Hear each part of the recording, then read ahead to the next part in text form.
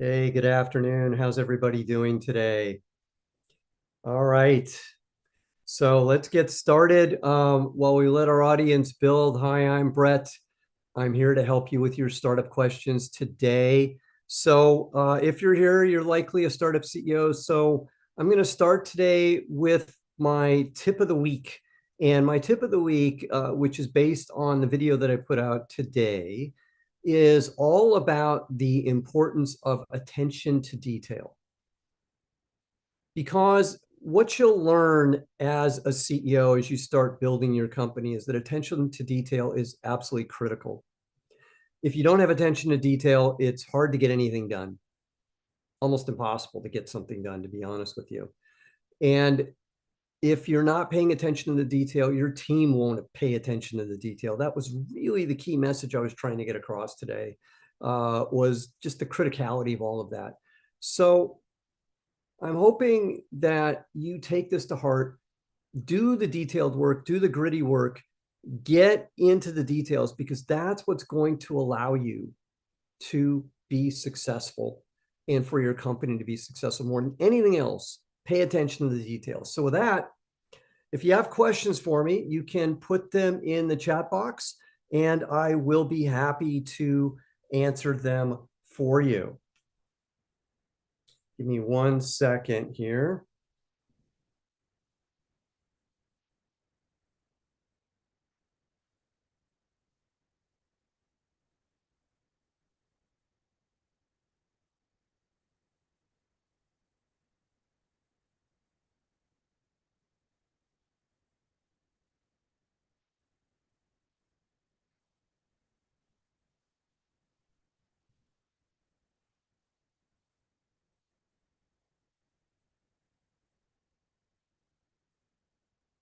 Okay.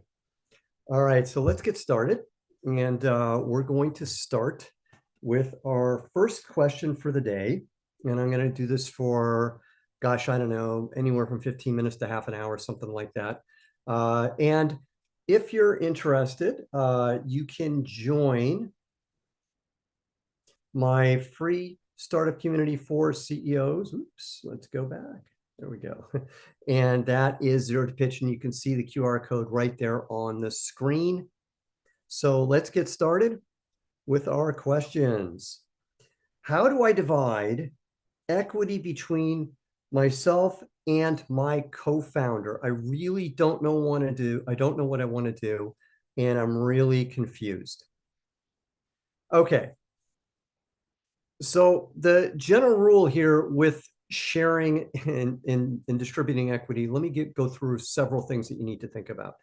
Number one, what all that really matters here is, because I can't give you a formula and say, well, you should get X and your co-founder should get Y. It doesn't work that way. However, what does work is the concept of fairness.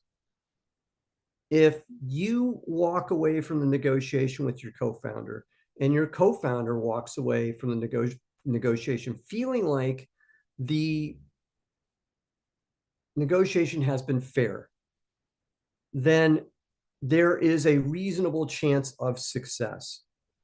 If either one of you walks away feeling that it has not been fair, that it has not been helpful to you for whatever reason, then I can just about guarantee that it's not going to work out.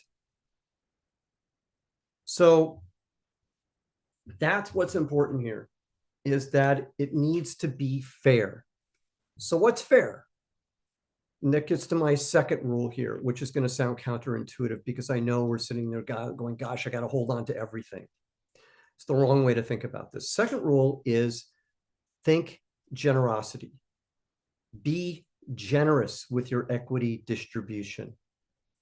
If you're generous, and I'm not saying stupid, but I am saying be generous. If we're generous with how we distribute equity, then our co-founders are going to feel like, you know what, I got a fair shake. The CEO's looking out for me, and this is a place that I want to stick around to. Okay, great. That's all we can ask for. So that's what we do. Be generous. If we're generous, That's going to give the best result, because guess what? It doesn't matter whether you own 51%, 60%, 65%, 30%, whatever the number is. The company succeeds, you're going to have more money than you know what to do with for more than one life. And your children will be taken care of, and their children will be taken care of. So all of it becomes irrelevant. What does matter is success. And my view is anything that we can do as CEOs to improve our chances of success is a good thing. So be generous. Now, let's get to my third rule here. My third rule is that, yes, while we're generous, we need to be smart. Now, being smart means that we put cliffs in our equity. Now, a cliff means that nothing vests for a time period, typically 1 year. So typically, equity will vest over a 4-year time period, and there'll be a 1-year cliff, which means nothing vests for that first year. That's protection for you, for the company, and interesting enough for your other co-founders too, because if things don't work out, you don't give a big chunk of the company away. Now you're asking, well, how can that be? I'm giving him equity. Well, it's what's called reverse vesting. So it's very important that you do this right, which gets to my next point. You need a lawyer to get this done properly. There are times to spend money and there are times not to spend money. This is one of the times where spending the money is helpful to you. There are ways out of these things if you screw it up. However, why should we screw it up? Why not get it right from the start, from the get-go? That's my thought process on this. So be smart about it. Do it the right way. You need an attorney anyways. You're going to need one as you negotiate with investors. So it's smart to have all this stuff done right. It just will help you. So those are my basic rules for how to divide equity. If you do that, you'll be in good shape. All right, let's go to our next question. If you have questions for me, you can put them in the chat box on YouTube. And let's go to our next question. How do I get people to join my startup? So it seems like the person here is worried about what's it going to take, because the next line is this. I'm competing against companies like Google, and they have a lot of money and I don't. What do I do? All right, this is the classic question. So the worry is, how do you compete, really? If you think about the real question here and what's underlying the question, is this big worry about how do I compete against these huge companies? Because you know what? You're right. They can always outspend you. They can always give more of something. They'll always have more money than you. That's the fundamental challenge that you have when you're starting a company against larger competitors. It doesn't matter who it is. It's been there. It's as old as time. So what are the things that we can do? This is the way you have to think about it, is what are the things that we can do as CEOs to give somebody things that, if it's Google in this case, that Google can't? What are those things? So the things that you can do that they can't is you can give them very interesting things to work on that maybe a large company can't do, because they're going to be involved in a way that if they're joining a company and it's 30,000, 40,000 employees, you'll never have the influence on the success of that company. That's something that you can sell to people, is if you really want to influence the success, you really want to be on the ground floor of something, you're really willing to take a risk.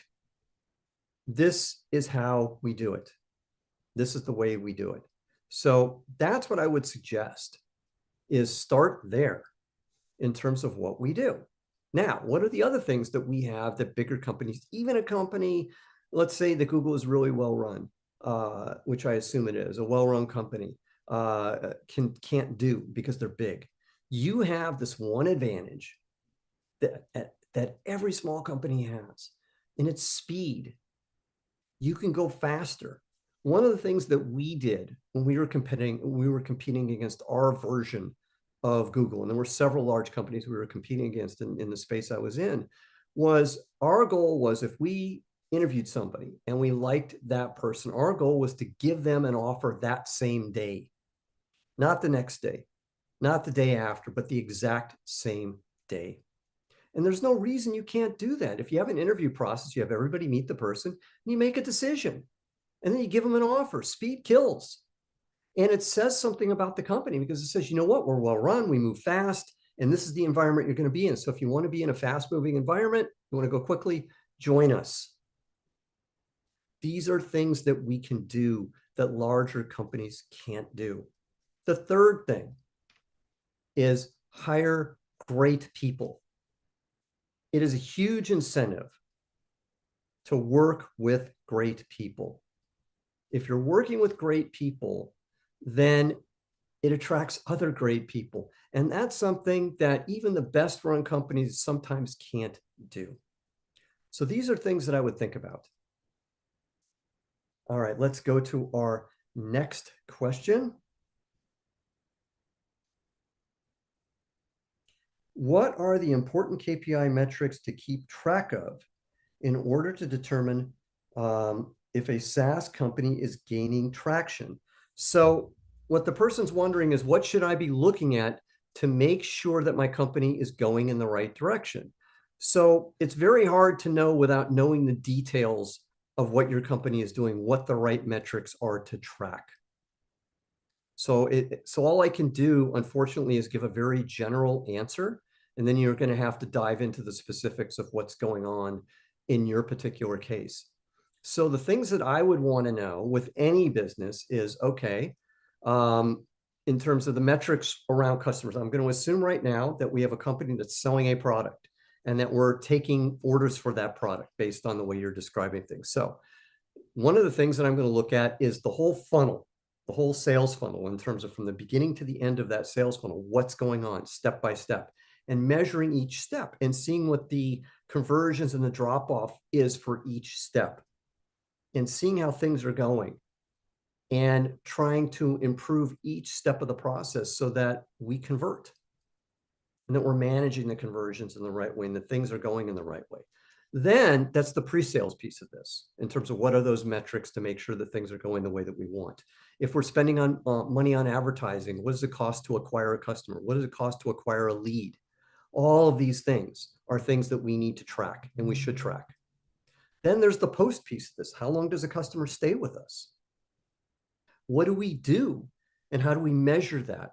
And then beyond that, which isn't really in your question, but it's the other piece, is we have to manage a customer post sale as well to keep them happy. Because one thing to get a customer, it's another thing to keep a customer. So it's called churn. Typically in SaaS, there's a lot of churn in these businesses. And we want to make sure that there's no churn in our business, or limited churn. Let's put it that way. Okay. So hopefully that answers that question. So if you have a question for me, put it in the chat box. And if you haven't already joined our free community of startup CEOs, then join us here at Zero to Pitch. The QR code is right up there on the screen for you. So let's go to our next question.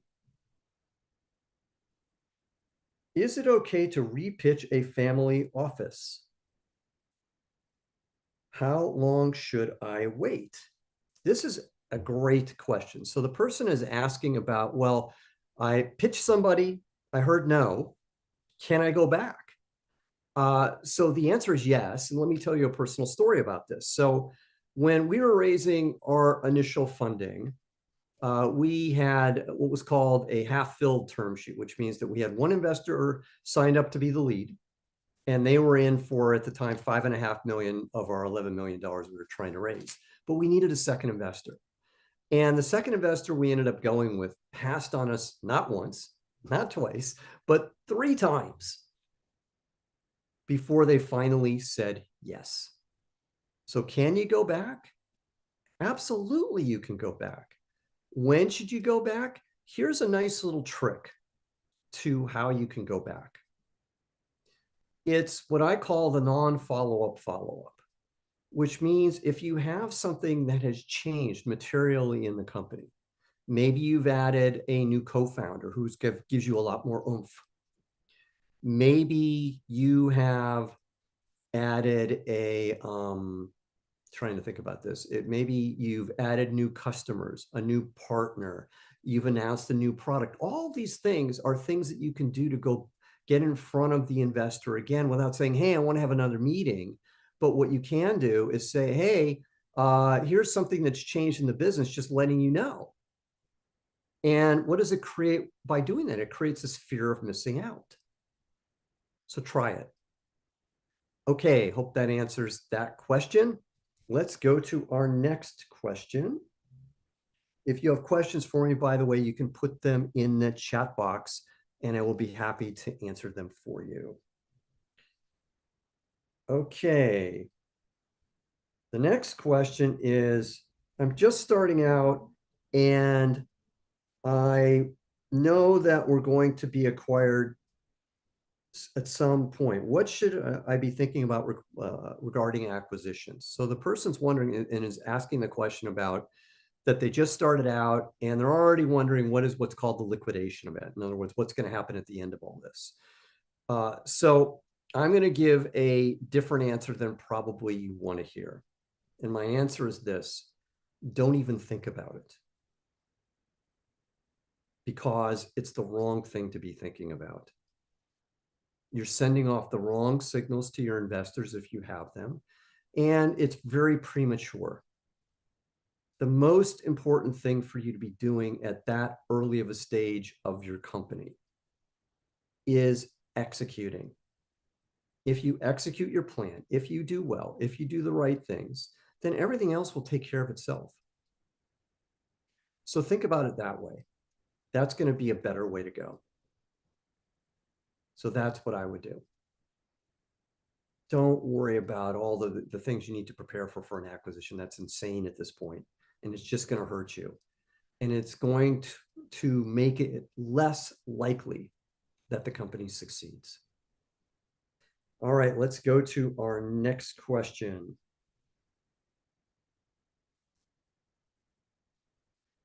I hear all these stories about how hard it is to run a startup. I don't believe any of them. Is it really that hard? So the person is asking about how hard it is, to run a company and doesn't believe that it's that hard. I can only hope that your journey is that lucky.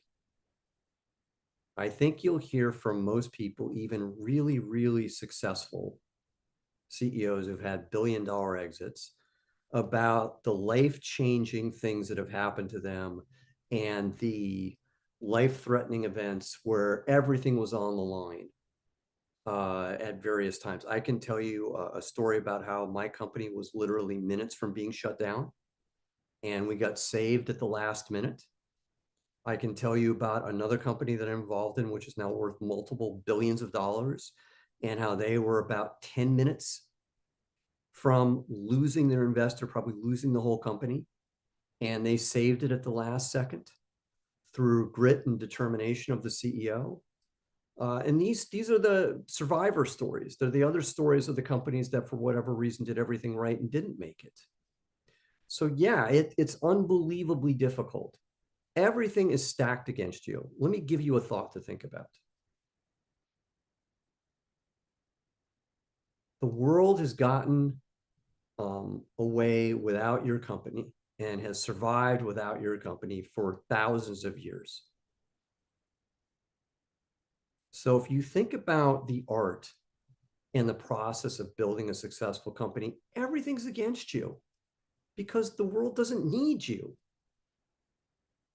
So you have to somehow or other overcome all of that inertia to be successful. That's why it's so hard, is because everything is pushed against you. So I hope that helps. I hope that gives you some thoughts in terms of what to do and some ways to think about this. But yeah, it is unbelievably difficult, and it will stress you in ways that you never thought. I was a relatively experienced person before I became a CEO. I'd run large divisions of companies. I'd run 1,000 person organizations before. And I found myself in all sorts of life-threatening situations that I never would have expected. All sorts of things that I would have never guessed happened to us. It's part of it, because startups are fragile by nature. They're difficult by nature and almost by design. And you have to overcome all these things. And then even at the end of it, there's no guarantee of success. Okay. Let's go to our next question. If you have questions for me, please put them in the chat box and I will be happy to answer them. And here is our next question. I get this question all the time. I know I need to own at least 51% of our company to be successful and to stay on as CEO. How do I do that? So the person is worried that they're going to get fired. That's essentially what this question is all about, is that, hey, I don't want to get fired. And how do I keep myself from getting fired? And I think the key is owning more of the equity of the company so that they can't fire me. Okay, this sounds logical, right? If I own 51%, they can't do anything to me. I'm in great shape. However, the reality is different. And it feels safe, but it's not. That won't save you, because as long as you need investors, as long as you need their money for the next round of funding, they can force you out. And if you don't believe me, all you need to do is look up the story of Travis Kalanick, the CEO of Uber. They needed money, even though Uber was worth billions and billions and billions of dollars. And Kalanick had essentially that type of power, right? Where he had the voting power over his investors. However, they had something that he needed and the company needed to survive, which was more funding. And essentially, he was so difficult to deal with that they made a decision and said, you know what? We'll give you a choice. You can stay CEO and we're not going to back you, nor will anybody else. Or you can resign as CEO and you'll be worth billions of dollars when this is over with, but we're going to hire somebody to become CEO. Essentially, they stuck a gun to his head, even though he had the ownership percentage that you desire. So that's the reality here. So you want to know what will save you? It comes back full circle to what we talked about at the beginning of today's clinic. Execute. If you execute your plan, if you're reasonable to deal with, if the company is moving along in the right direction and doing the right things, nobody's going to want to fire you, ever. That's reality. Nobody wants to fire the CEO. It's just like an insane way to do things. Nobody wants to do it. So the smartest thing in the world that you can do is, if you execute your plan and you're reasonable to deal with, then nobody wants to get rid of you, because typically what happens when you fire the CEO. Now, Uber, because they were so big, they could get a grade A CEO to replace Kalanick. But when you're small, nobody wants to fire you because it's a point of failure. And the likelihood of being able to hire a fellow like the guy that they ended up hiring to run Uber, his name escapes me right now, or an Eric Schmidt who ended up becoming the CEO of Google early on, is almost zero. They don't want to do it. So don't worry about those things. All you're doing is making it more difficult for you to be successful. Okay, let's go to our next question. And in the meantime, let me remind you, if you haven't already joined my free community for startup CEOs, Zero to Pitch, all you need to do is join here, click the QR code right on the screen, just scan it, you're in it. And there's a lot of material there that's fantastic for you to get from wherever you are to getting you to draft ready in terms of your pitch deck and your pitch, which will help you get to investor ready, which is a huge jump, by the way, from getting even to draft to investor ready, but you can do it with my help. So let's go to the next question. Could you give some, hang on, there we go. Not sure what that says. Could you give some tips on how to build a pitch deck presentation using storytelling? Is it really that important? Well, that's a much more detailed thing than I can answer here. So the person is asking about, well, hey, how important is it to use storytelling when you are raising money, and how to build a pitch deck using storytelling when you're raising money? Which is exactly right, by the way. You need to tell a story. That's what investors invest in, is stories. Now, can I give you tips on it? Yeah, I can. Can I do it in here? No, because it takes a lot longer and it's a lot harder, to do.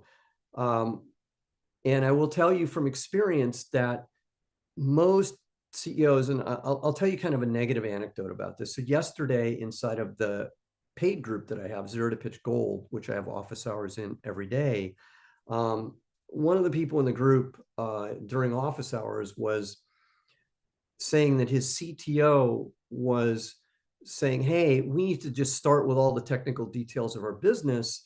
And we can't, this concept of telling stories isn't going to work. We need to be just super technical and everything. And that's what's going to get us investment.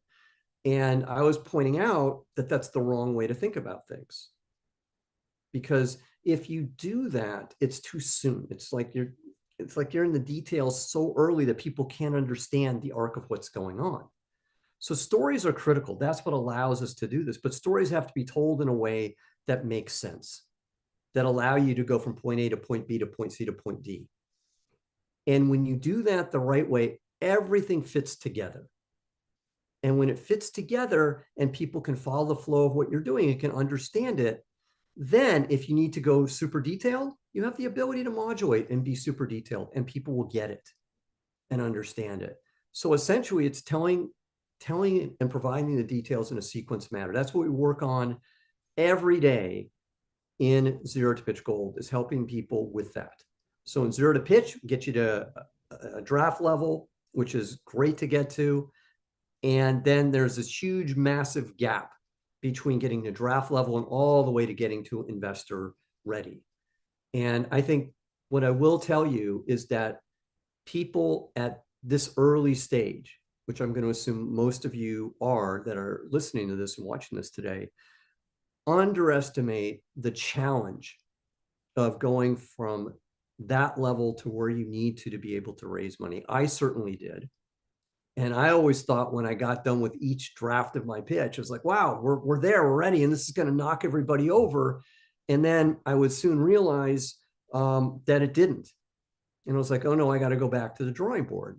And it took us, 63 investors to eventually raise $12 million in funding. And I would say a large part of that was because we weren't investor ready. And it's a lot harder than you think.